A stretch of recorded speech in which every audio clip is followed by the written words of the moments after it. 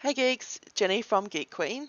Today I actually want to introduce a little upgrade that the platform has done for blog post tags. Now this is actually, it seems like a really small thing, but I'm so impressed with it. It's blog post tags are the bane of my existence up to this point. However, what they've done has been it's just going to make it so much easier. So let's jump straight in. Okay, so we come over to our blog as normal. And here's all my blog posts here. So we're going to go to our settings because this is where all our behind the scenes stuff is for our blog post. I shouldn't say stuff, should I? Our behind the scenes content for our blog post. And as you realize, this is like the URL, your publish date, your post title, the author, your main image, which is kind of what appears up here. And then we move down and you have your thumbnail, which if you're not using, you should all be using. Okay. Oh, now, sorry, just while I say that, the purpose of this thumbnail as well is while it's a post thumbnail, what this is this is what actually shows in like feed readers and post sharing platforms and things like that. So anything that's not your actual website, when someone's like, I use Feedly as a feed reader, for example, and I effectively kind of read that like the news. I follow all different types of blogs, all different types of subjects, and this is what shows up. So it's kind of like the chance to hook people into your post so you can actually put what it's about. I think I can actually see this one, can we? Um, where is it? Okay, it's that one. Can you see it big enough? Oh, you can kind of see it big enough over here. It's not, you can't see it real great. But you can see how it's got my logo. It says, the text of what the post is about. It's got an image, it's got my domain, all that kind of stuff. So that's kind of effectively what it is. And that's what people see when they see your blog. So instead of just seeing that generic image that's on your header of your blog post, this is actually what they see. Now, if you're really tricky about this, I make mine all in Pinterest sizes, and then I can pin them on Pinterest as well, so they can serve a dual purpose. And if you haven't if you haven't started using Pinterest to drive traffic to your website, I'm actually about to start doing a series on that, so I will keep you in the loop. Okay, so all right, moving on from the blog post. Sorry, my mouse is playing up. Okay, then you've got your post description here, and then your tags are down here. Now, your tags serve two purposes. They actually help to boost your SEO because this is what the search engines use to as like a behind-the-scenes reference of what your post is about. Now, if you've watched any of my videos or read any of my blog posts about SEO, you know it's wildly complicated and very challenging to get yourself on any real kind of ranking in Google, but you have to do it. It's not something you should ever miss because every little bit helps, and down the track, even if you start doing advertising like through Google, the SEO will actually help increase the conversion rates on your advertising even, so you must do it. But what these tags do is, in conjunction with all the other elements like your post title, the first paragraph, your heading text, this post description here, the alt tags on your images, even your post, your URL, they all go together to reinforce to the search engines what this post is about. So they're going to present to their clients the most relevant information. So this is where this matters. So this is all works together to tell Google what your post is about. Now, keeping that in mind, you should never, ever, ever go crazy on post tags. 3 to 4. 4 is my absolute limit. I would never put more than 4 tags on a post. And the reason is that what you're trying to do is reinforce your subject matter. And the more tags you put, the more chance you have of diluting that.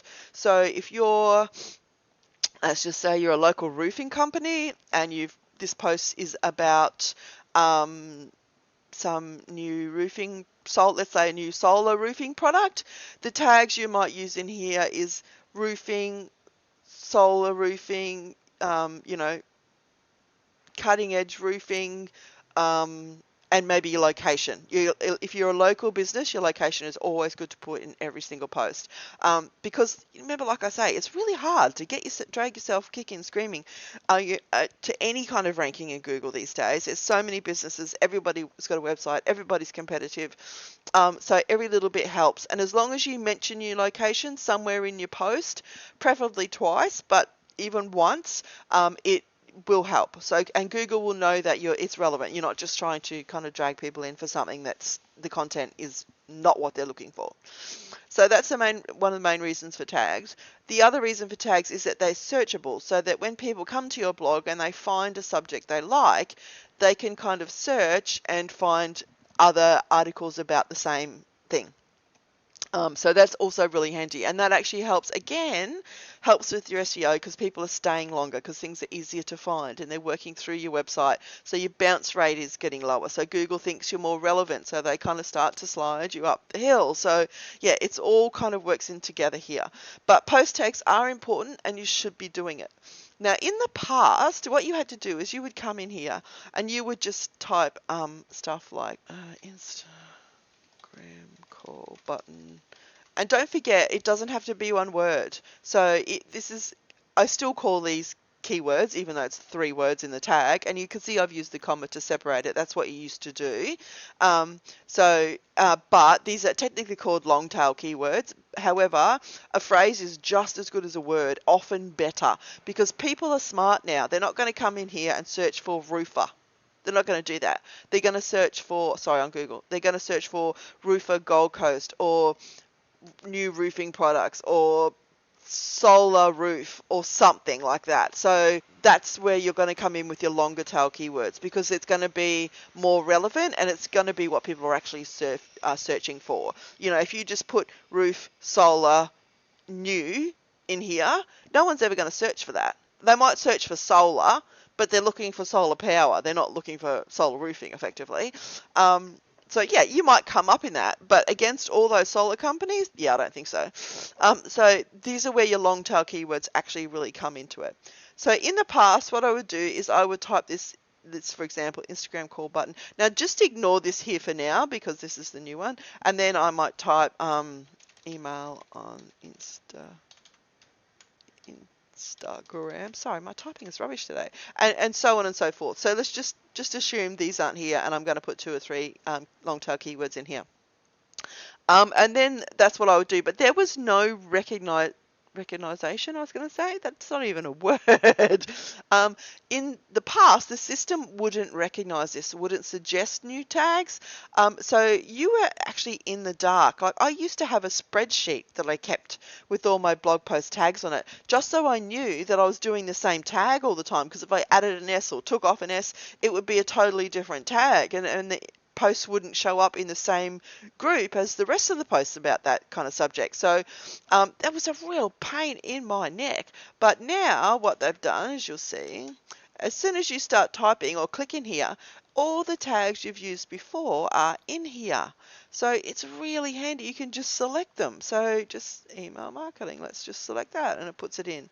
And then I'm going to go something to do with D and design, for example. So now you can come in and you can actually use keywords that you've used before super easily. And if you want to add a new one, you're just literally going to type new keyword, and then all you would do is just press enter, and that's actually going to be a new keyword now. Sorry, the new ones, they won't appear until you've saved your post in the database updates.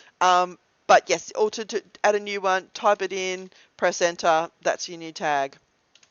So you can see that's much, much easier. And now you can actually reference, I keep deleting that. Now you can actually reference tags you've used in the past.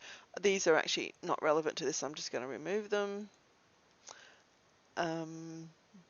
And there you go, we're back. Now don't forget, once you've come in here and done this, if you can't, going to need to republish because we've done edits. So even though we're actually back at what we started with, it is always a good idea to republish, because this will sit here warning you until you do. So even though technically it's no different because we've added stuff and then we removed it again, I am going to republish. Okay, so that's a new keyword. So that's really easy to use, isn't it? So now you can ditch your spreadsheet. You don't need your spreadsheet anymore.